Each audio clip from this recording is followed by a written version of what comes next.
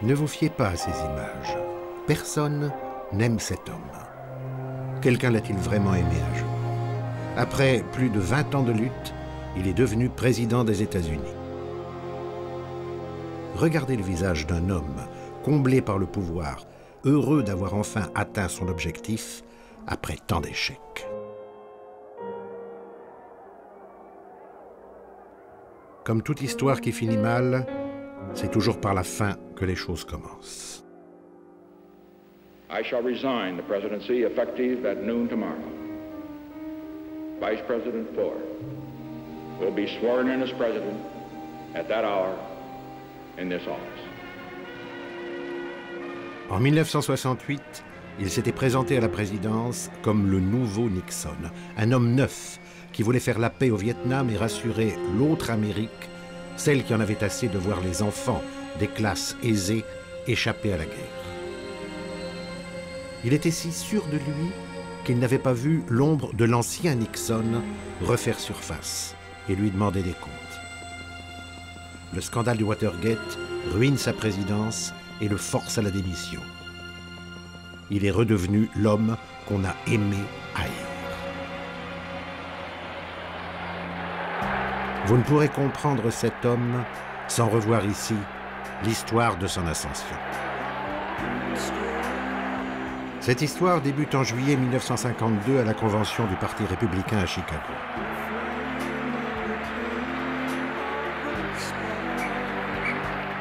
Le voilà. Il a 39 ans et vient d'être désigné comme candidat à la vice-présidence du général Eisenhower, le héros du débarquement en France.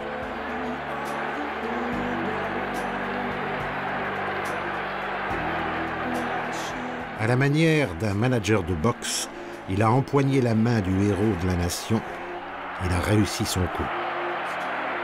Cet homme, encore inconnu du grand public, c'est Richard Nixon. Dick pour ses ennemis.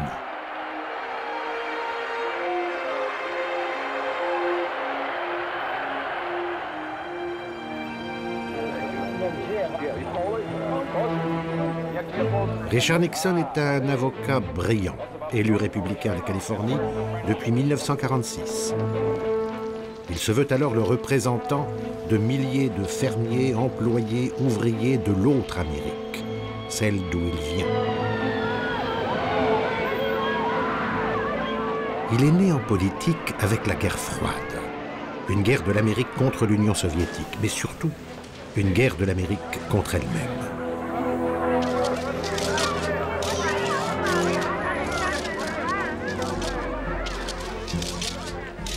Depuis 1946, la peur du communisme a déclenché une série d'enquêtes contre les ennemis de l'intérieur. Une commission enquête et juge. La chasse aux sorcières débute.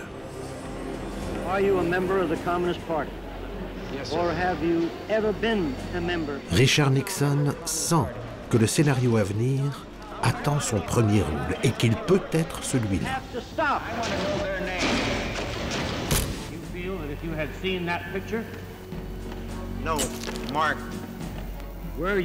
C'est une affaire aux allures de film noir mettant en scène un haut fonctionnaire démocrate accusé d'espionnage au profit de l'Union soviétique, Alger Hiss. Un homme de cette intelligentsia contre laquelle Nixon s'est fait élire.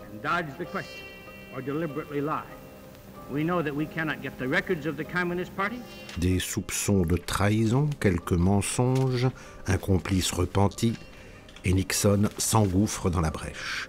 L'affaire Hiss est lancée.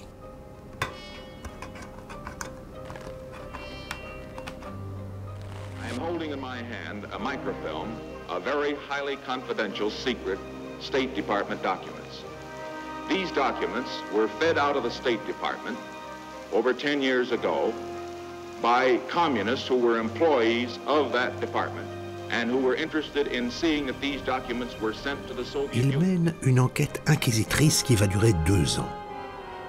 Péripéties et rebondissements tiennent le pays en haleine.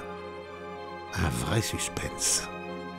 Il en est le procureur implacable. Et peu importe que l'accusé soit coupable ou non, ce qu'on en retient, c'est qu'ici, Chez les républicains, un homme est capable de faire régner l'ordre et protège la liberté dans le pays. Et que cet homme, c'est Dick Nixon. Il obtient la condamnation de Hiss et devient le héros des électeurs républicains. Sa carrière prend un nouveau tournant. Il devient sénateur et ne se lassera jamais d'évoquer Hiss. Il sait ce que sa réussite lui doit. Elle lui doit aussi le surnom de Tricky Dicky, Richard le tricheur. Contre les ennemis de l'Amérique, tous les coups sont permis, même les plus tordus. Et c'est ainsi que Richard Nixon est appelé aux côtés du général Eisenhower pour mener la bataille pour la présidence des États-Unis.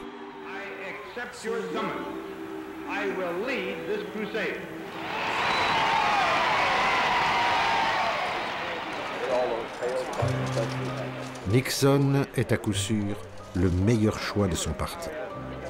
Car le général Eisenhower, novice en politique, a besoin d'un homme capable de combattre l'administration Truman. Il laisse à Nixon le choix des armes, à condition de ne pas être lui-même éclaboussé. Jusqu'au dernier moment, il a caché son jeu. Well, all that I can say is that when I read this news for the first time tomorrow in a story which appeared in the Chicago Daily News, that it was the first time I've heard of it, and I assume it'll probably be the last that I'll hear of it. Devant les caméras, il dément encore sa candidature. Pourtant, les jeux sont faits depuis longtemps. Senator Richard Nixon of California. Il est désigné par acclamation. Ce n'est qu'à ce moment que Pat, son épouse, apprend qu'il s'est lancé dans la course. Elle a accusé le coup lorsque les républicains ont plébiscité son mari. Elle ne voulait pas de cette candidature. Toute la nuit, ils se sont querellés à ce sujet. Et quelques minutes avant sa désignation, ils prétendaient le contraire. Malgré ça, Dick demande à Pat de monter à la tribune et de sourire aux caméras. De fait, jusqu'à sa mort, elle ne se départira jamais de son sourire triste et obligé.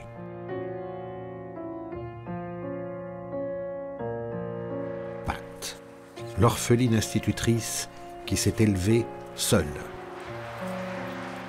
Et lui, le fils de petit épicier, brillant orateur devenu avocat à force de travail et d'obstination.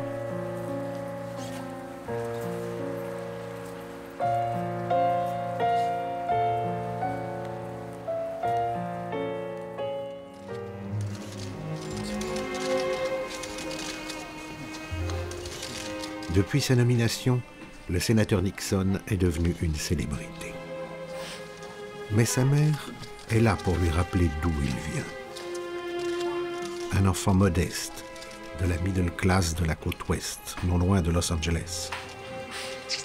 Son père tient la station-service drugstore à l'entrée du village. Le week-end, ses camarades y boivent un dernier verre, mais n'invitent jamais le fils de l'épicier. Dick devient meneur de bande, celle qui se surnomme les Orthogonians et qui mène la vie dure aux fils de riches, les Franklin.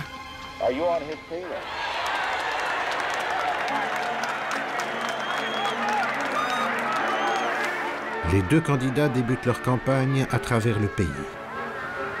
Au nom de millions de petits blancs qu'ils représentent, Nixon dénonce le gâchis de l'administration de Washington à travers son adversaire démocrate, Stevenson, qu'il accuse de faiblesse face aux Rouges. Ces accusations lui ont toujours réussi.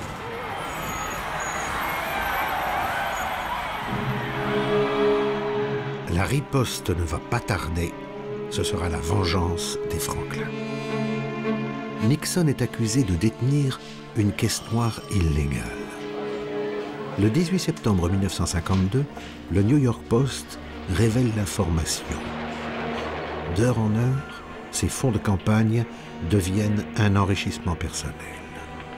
Bientôt, une fortune dissimulée.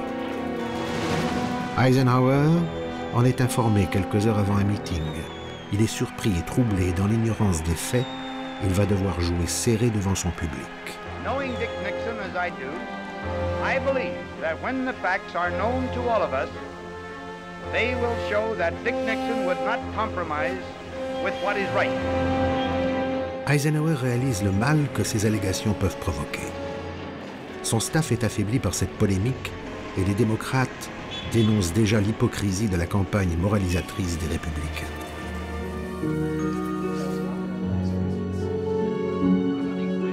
Nixon comprend que pour ne pas mettre en cause la victoire d'Eisenhower, on va vouloir se débarrasser de lui.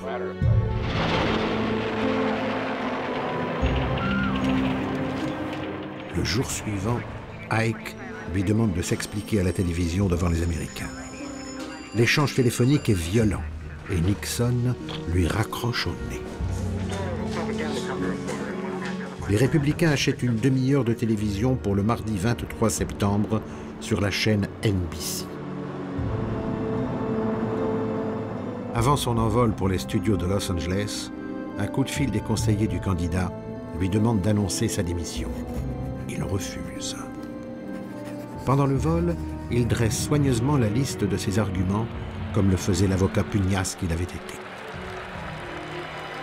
Mais aujourd'hui, c'est lui qu'il doit défendre. Il joue sa carrière.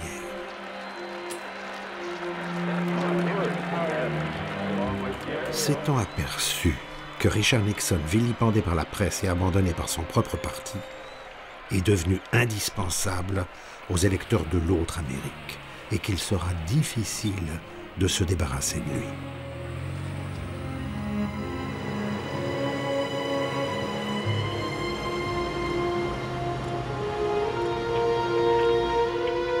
Son allocution va être diffusée au pays tout entier. 5 minutes avant de prendre la parole, alors qu'il relit ses notes, un conseiller d'Eisenhower le presse à nouveau d'annoncer sa démission. The program is sponsored by the New York State Republican Committee to present Senator Richard M. Nixon. My fellow Americans, I'm sure that you have read the charge and you've heard it, that I, Senator Nixon, took $18,000 from a group of my supporters. Not 1 cent of the $18,000 ever went to me for my personal use. Every penny of it was used to pay for political expenses. Do you think that when I or any other senator makes En meeting à Cleveland, Eisenhower et Mamie, son épouse, ont regardé l'intervention télévisée, comme 60 millions d'Américains. Son discours a déclenché la nausée chez ses ennemis, mais les standards téléphoniques croulent sous les appels. L'Amérique plébiscite Nixon. Pat doesn't have a mink coat, but she does have a respectable Republican cloth coat. And I always tell her that she'd look good in anything. One other thing I probably should tell you, because if I don't, they'll probably be saying this about me too. We did get something, a gift, after the election. You know what it was? It was a little Cocker Spaniel dog in a crate that he'd sent all the way from Texas. Black and white, spotted. And our little girl, Tricia, the 6-year-old, named it Checkers. And you know, the kids, like all kids, love the dog. And I just want to say this right now, that regardless of what they say about it, we're going to keep him. Sitôt le discours achevé, les républicains de Cleveland réagissent à leur tour. We want to take the vote. All those in favor of Nixon continuing as a candidate will say aye. Mais malgré l'enthousiasme de ses supporters, Eisenhower ne se prononce pas encore. À la tribune, il ne prend aucun risque. It is obvious that I have to have something more than one single presentation, necessarily limited to 30 minutes of the time allowed Senator Nixon. What I am going to do is to ask Senator Nixon to come to see me.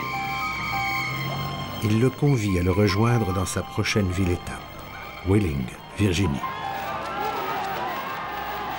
Pat, blessé d'avoir vu sa vie privée exposée, pousse Dick à se battre.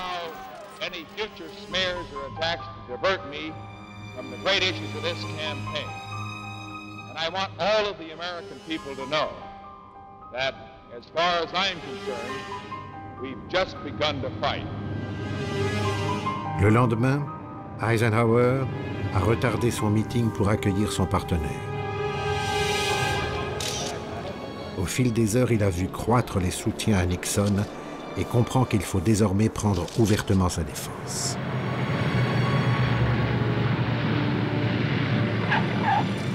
À 20h, Eisenhower rejoint Nixon sur la passerelle et, le prenant dans ses bras, lui dit « Vous êtes mon fils ».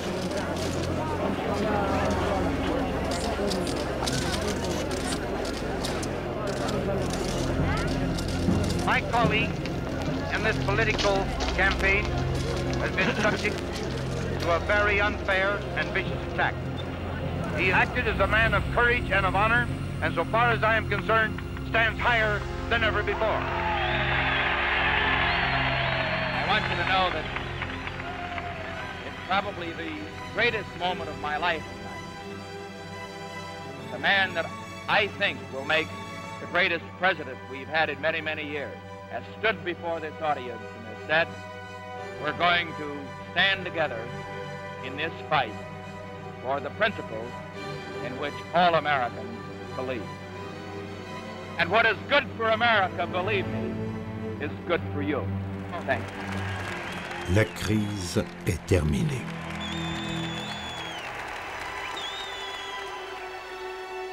« 20 ans après, dans ses mémoires, Nixon évoque amèrement cet épisode de sa carrière. Il s'en est sorti, mais l'épreuve l'a affaibli. Pour preuve, son adversaire démocrate, Adlai Stevenson, a été lui aussi épinglé dans une affaire de fonds de campagne, mais personne n'en a parlé. Il réalise déjà qu'il est l'homme qu'on aime haïr.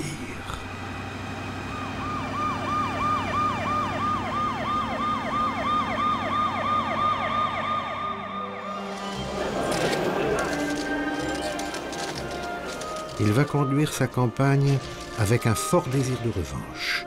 Il s'adresse à des électeurs dont les enfants se battent en Corée et qui veulent les voir rentrer à la maison. Who is the forgotten man today? He's your boy or the boy next door who's fighting in Korea. There are 500,000 boys fighting in Korea today, and they have never had it so bad. And the great issue of this campaign. Et ces propos sont d'autant plus efficaces que le pays vit dans la terreur d'une agression atomique venue de l'Est. Et les arguments qu'il utilise attisent cette peur.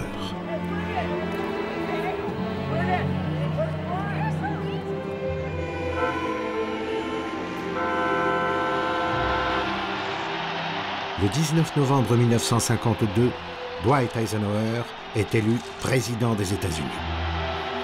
Sa victoire doit beaucoup à Richard Nixon.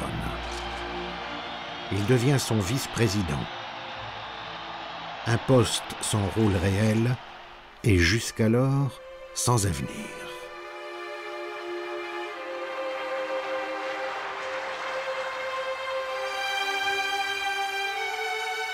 Richard restera toujours soucieux de ne pas décevoir les siens et de bien tenir son rôle, le premier bien sûr.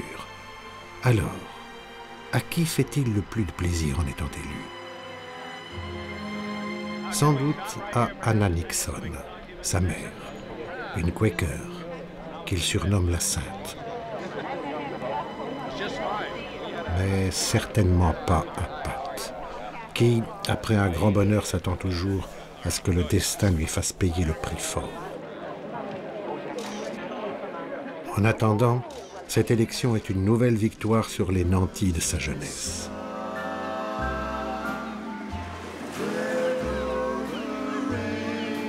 Accompagné de Pat et de leurs deux filles, Dick Nixon vit ses dernières vacances.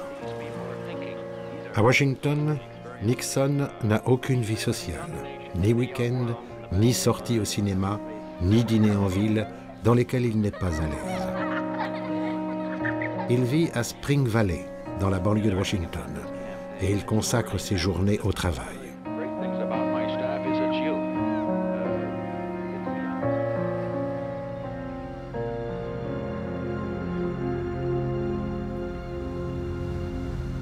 À la Maison-Blanche, Eisenhower s'est constitué un cabinet d'hommes d'affaires auquel il délègue la bonne marche du pays.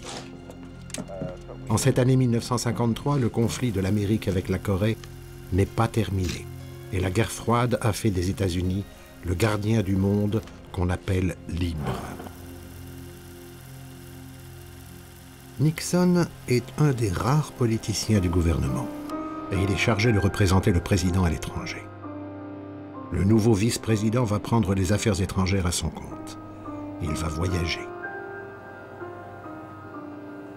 Richard Nixon connaît chaque réplique de son film préféré, Le Tour du monde en 80 jours. Comme Phileas Fogg, le héros du roman de Jules Verne, il aime à se voir comme un explorateur éclairé à l'écoute des populations qu'il visite. Une sorte de pionnier, défrichant les plaines lointaines perdues à l'opposé de ces nouveaux Américains débarquant à Ellis Island. Sa future politique étrangère va se forger dans ses voyages. Elle devra beaucoup à ce premier séjour dans ce sud-est asiatique. En Indochine, il accompagne l'agonie de la présence française. Il est de ceux qui souhaitent l'utilisation de la bombe atomique pour sauver Dien Bien Phu. Nixon pressent que le combat contre le communisme va connaître ici son nouveau front et qu'avec le départ des Français, ce sont les GIs qui devront prendre un jour ou l'autre le relais. Entre Richard Nixon et le Vietnam, c'est une relation très particulière qui va débuter.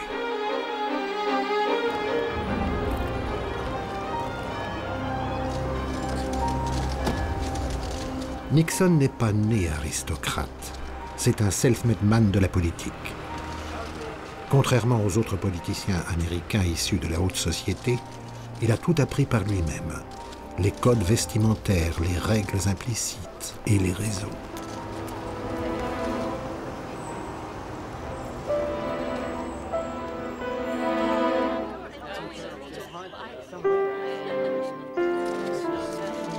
Il a aussi appris à jouer au golf pour tenter d'intégrer le premier cercle du président.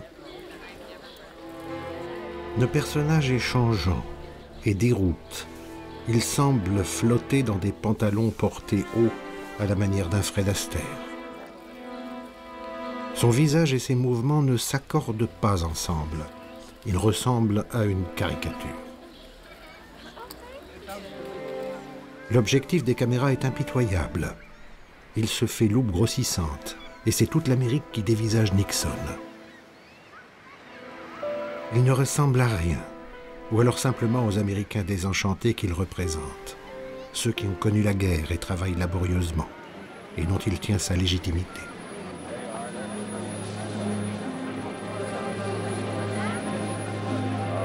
Ses tête-à-tête avec le président sont rares. Nixon s'estime mis à l'écart et s'en plaint. Son rêve, avoue-t-il à un ami, serait d'écouter les conversations privées d'Eisenhower. Que pense le président de lui? Ironie de l'histoire, c'est Eisenhower qui l'écoute, pour de vrai. Chacun de leurs entretiens téléphoniques est enregistré. Car Ike ne fait pas confiance à Dick. Plusieurs transcriptions d'enregistrement révèlent les reproches qu'ils se font. Et les conseils brutaux d'Eisenhower, il faut des preuves lorsqu'on dialogue avec quelqu'un de peu fiable, avoue le président en désignant Nixon.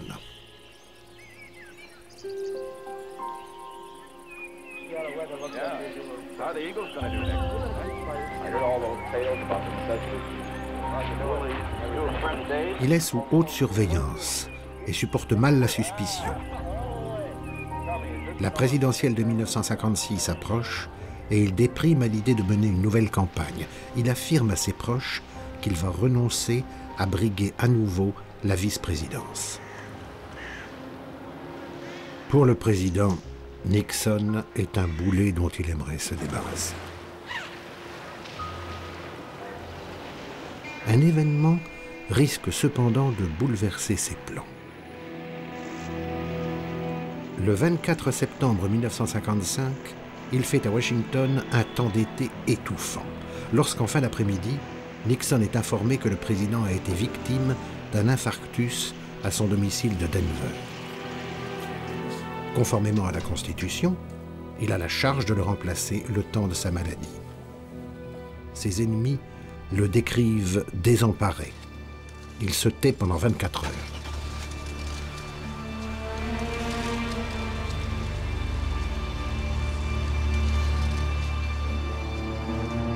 Le dimanche matin, il réapparaît devant les journalistes lors de la messe dominicale. Quelle prière a-t-il adressée au Dieu de son Église?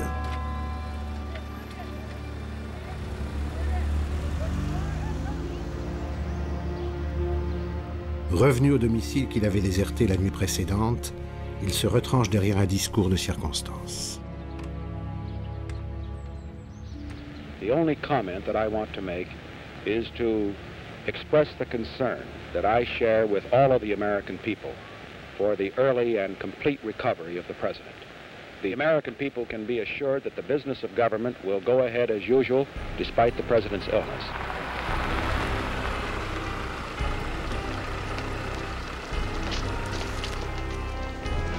Dans le bureau ovale, il laisse symboliquement le siège d'Eisenhower vide.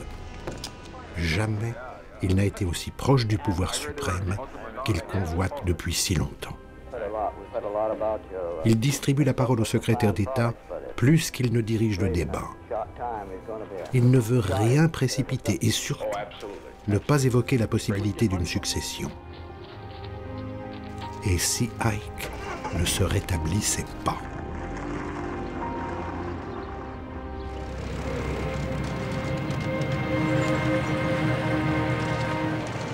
Est-il ému, déçu ou soulagé d'accueillir Eisenhower à son retour à Washington?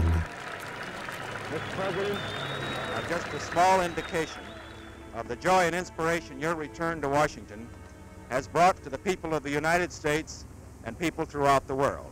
Welcome back and Godspeed in the days ahead. Dick semble résigné. Ses espoirs s'envolent. Le président se représentera sans aucun doute. Le pays semble rassuré. Son vieux leader le protège toujours.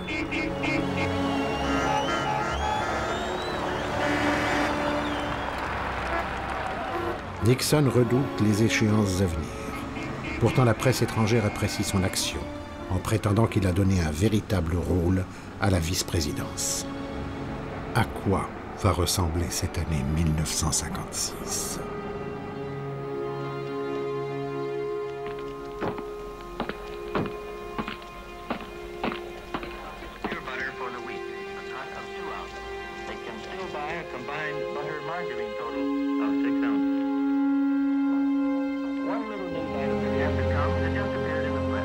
Le 9 janvier 1956, Dick a 43 ans.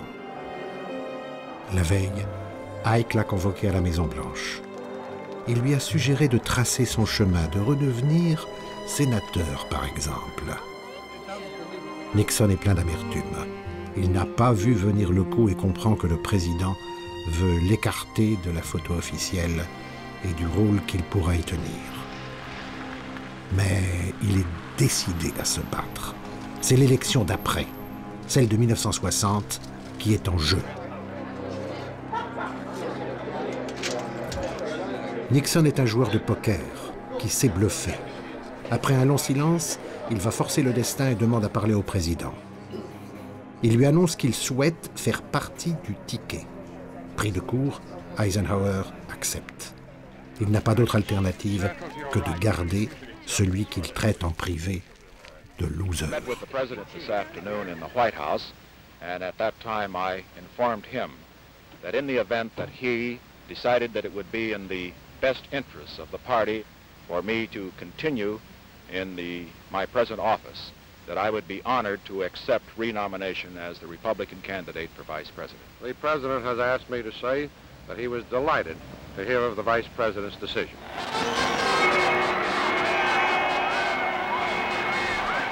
À la Convention républicaine de San Francisco au mois d'août, rien n'est acquis. L'entourage du président, qui redoute toujours la machine à perdre, veut barrer la route à Nixon. Dick n'assiste pas à la Convention. Officiellement, il s'est rendu au chevet de son père malade. Ce retour d'affection est-il une nouvelle manœuvre? My dad is tremendously interested in politics. Consequently, he, as you can imagine, he's followed this convention very closely. So when I went in, I deliberately tried to bring up the political questions because the doctor said that would stimulate him and keep him from dropping off into the coma, which could be fatal. Son absence à la Convention est abondamment commentée. Est-ce par compassion pour un homme dans la peine? Mais le complot visant à l'écarter s'éteint de lui-même. Nixon apprend sa nomination à la télévision. Il a réussi son plan. Republican National Convention up in San Francisco. And of course we were very gratified by the results of the convention. Mrs. Nixon, well, she realizes that this means for her a tremendously hard schedule for the next 2 months, being away from our girls, and of course the responsibilities in the 4 years to come. Of course, we were very gratified. Lorsqu'il avait demandé Pat en mariage, il lui avait parlé de son destin et promis qu'ils accompliraient de grandes choses ensemble. Elle n'avait alors pas compris qu'il s'agissait d'un discours politique et non d'une déclaration d'amour.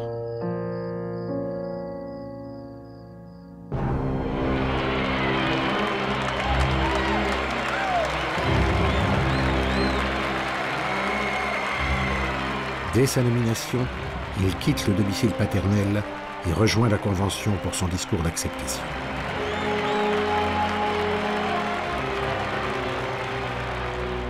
Une semaine après sa désignation, le père de Richard meurt. L'élection de son fils a été sa dernière satisfaction.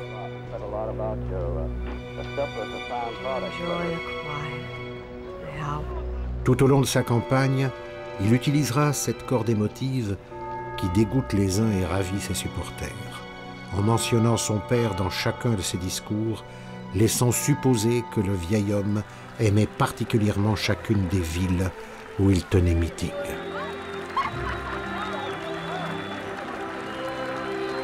Eisenhower a triomphé une fois encore, et Nixon avec lui, qui voit s'ouvrir à lui un nouvel horizon.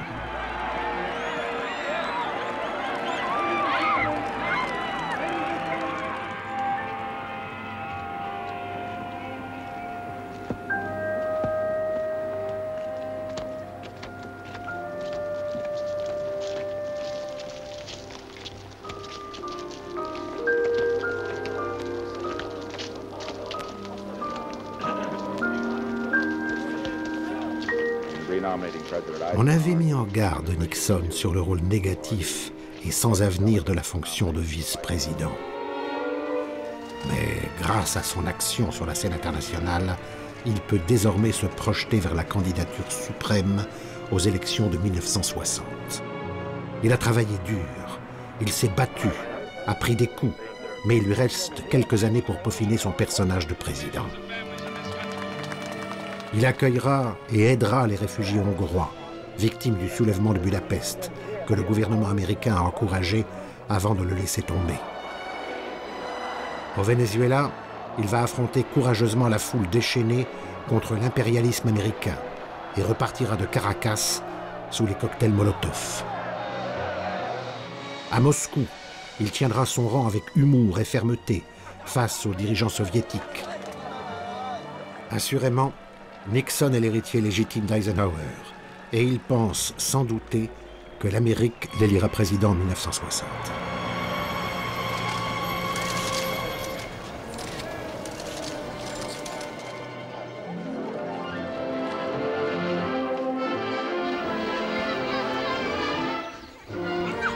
Les années 50 se terminent. L'American Way of Life s'étend à toute l'Europe et le communisme est resté contenu derrière le rideau de fer. Une classe moyenne, aisée, a vu le jour. Elle consomme de plus en plus, se divertit et fait des enfants. Le pays n'a plus peur de l'avenir. Nixon participe à sa toute-puissance. Mais a-t-il perçu combien l'Amérique change?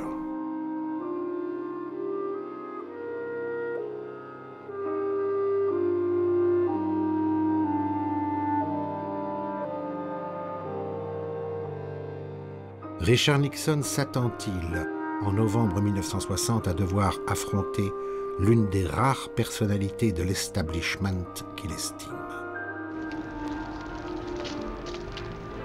Ils s'apprécient depuis leur première rencontre. Pourtant, ils incarnent chacun une part de cette Amérique que tous deux convoitent. Kennedy pense que la présidence lui revient de droit, alors que Nixon estime, lui, qu'il la mérite. Il a beaucoup donné et il attend sa récompense. C'est l'affrontement entre une Amérique en noir et blanc et celle en technicolor. That little boy manner he has, very innocent. He said, if I'm elected president, I'll consult with President Eisenhower about how to stop this slump. Mr. Eisenhower dragged him in twice, but they're not going to drag him in a third time. He'll have a chance to consult with Eisenhower, but he'll be a senator of the United States and not president of the United States. If we can send him back to California for 4 more years and study up, we're going to make a good public servant out of him. I am sick and tired of hearing my opponent run down the President of the United States and his administration. I don't care if Emmett Lodge and Nelson Rockefeller and Barry Goldwater all prop him up and push him forward. After he hits him below the belt, he says, oh, I didn't do it. I didn't mean Eisenhower. I meant Nixon. The Vice President of the United States says that he will go to Eastern Europe if he wins this election. I will go to Washington, D.C. David, will you hit the 1 minute switch, please?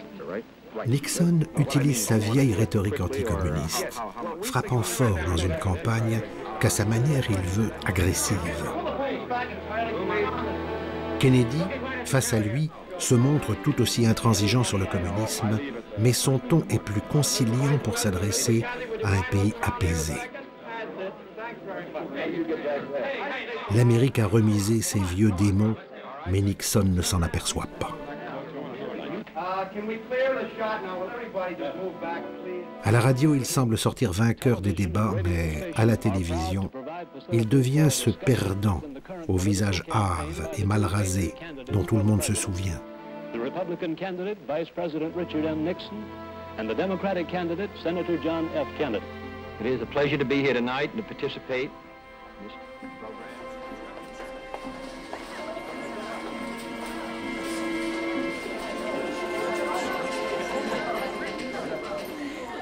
Au bout de la nuit, 34 000 voix décident de la carrière de Richard Nixon.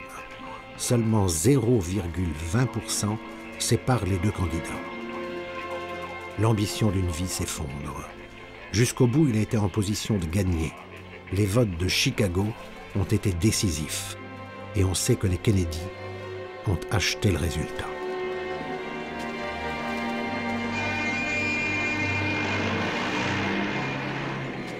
Le mythe Kennedy se met en marche.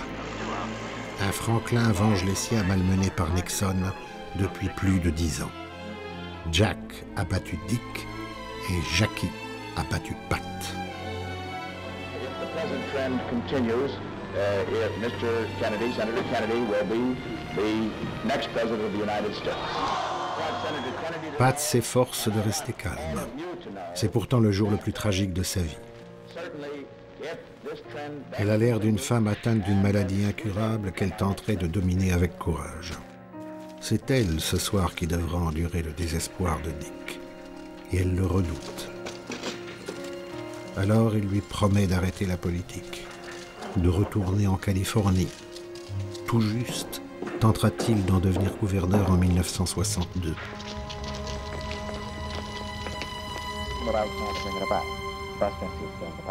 Accompagné de Patricia et Julie, leurs 2 filles, le couple quitte Washington vers une nouvelle vie. Richard Nixon and his family have finally and officially come home. From the looks of the luggage and the waybills, they have returned Lock, Stock, and Checkers the dog. Well, now, wait a minute, Freddie. Just a second. What do you want? They'd like all right, go ahead. Well, thank you very much. Nice to see you. Dick va redevenir avocat et vivre à Beverly Hills. Est-il vraiment guéri de la politique? L'élection pour le poste de gouverneur de Californie prouve que non. Oh, just a back-breaking job of packing.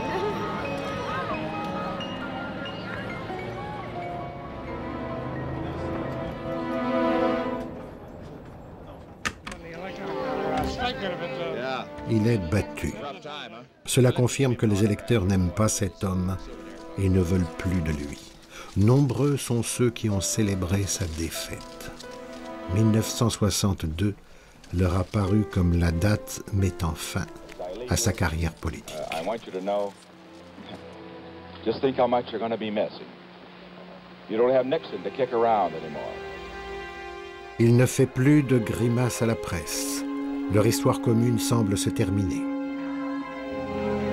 Mais les journalistes ne lui permettront plus à l'avenir aucun faux pas.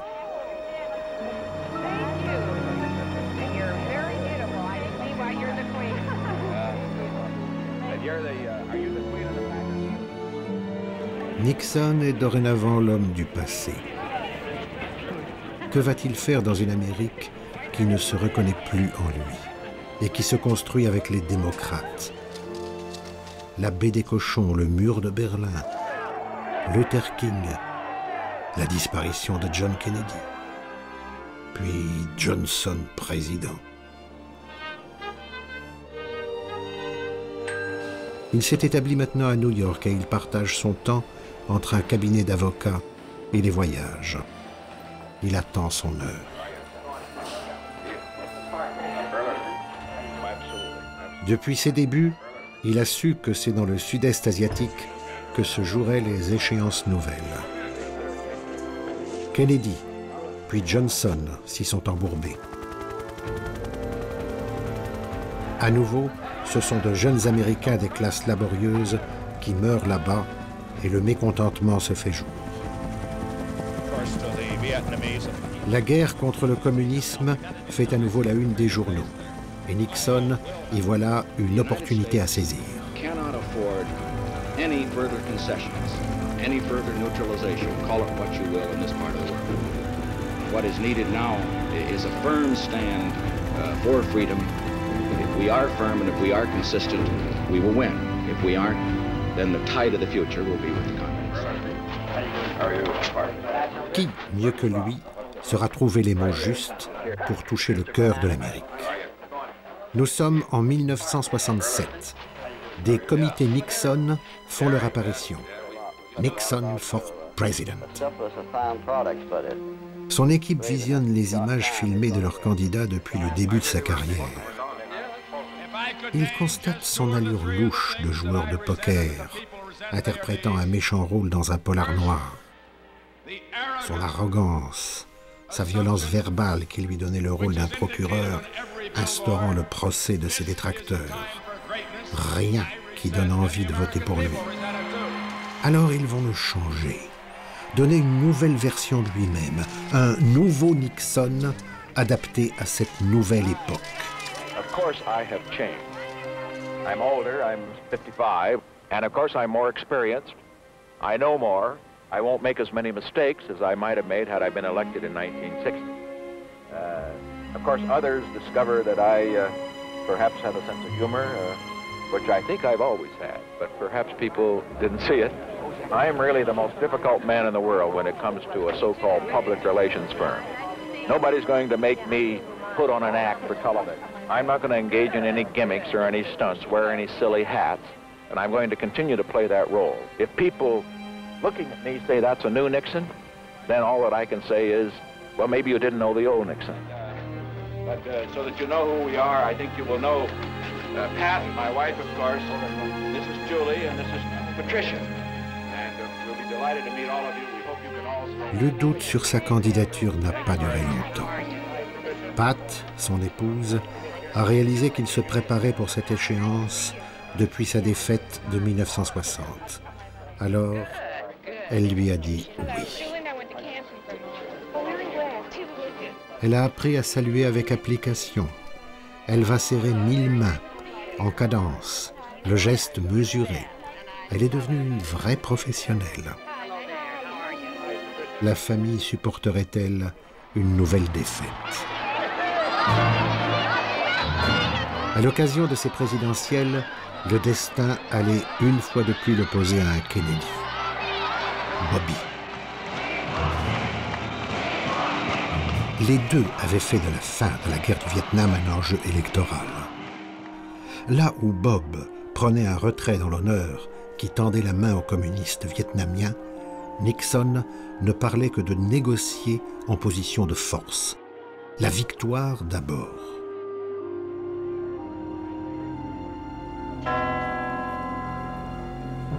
La mort tragique de Bobby Kennedy en juin 1968 libérait la voie de la présidence à Richard.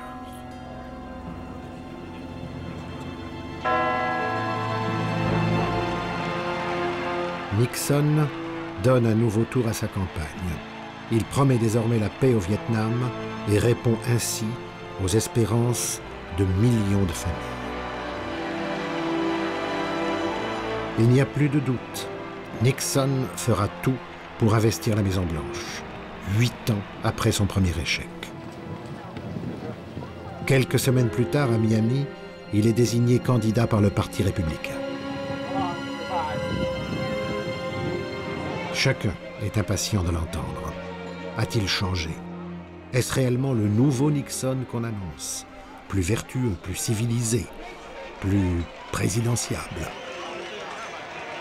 Often people can't understand why it is that a man get into politics after suffering a defeat.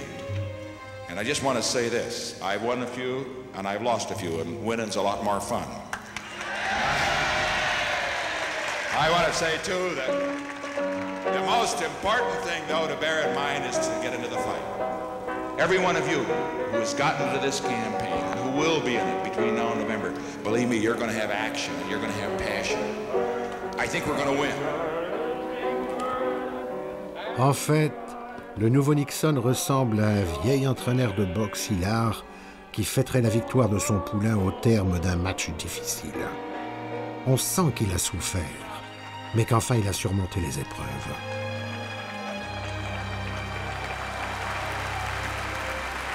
En novembre 1968, Nixon l'emporte avec une faible marge sur le vice-président Hubert Humphrey. Sa rhétorique anticommuniste va conduire Richard Nixon à intensifier les bombardements sur le Nord-Vietnam. La victoire avant les négociations. L'agitation s'est emparée des campus et déborde dans les villes. Mais ni la reconnaissance de la Chine, ni le retour des GIs ne l'apaisent. Nixon s'enferme dans la paranoïa. Il voit réapparaître ceux qui, avant-guerre, avaient conspiré avec les communistes. Et contre les ennemis de l'Amérique, tous les coups sont permis. Le vieux Nixon le rattrape et précipite sa perte. Il quitte la Maison-Blanche. C'était en août 1974.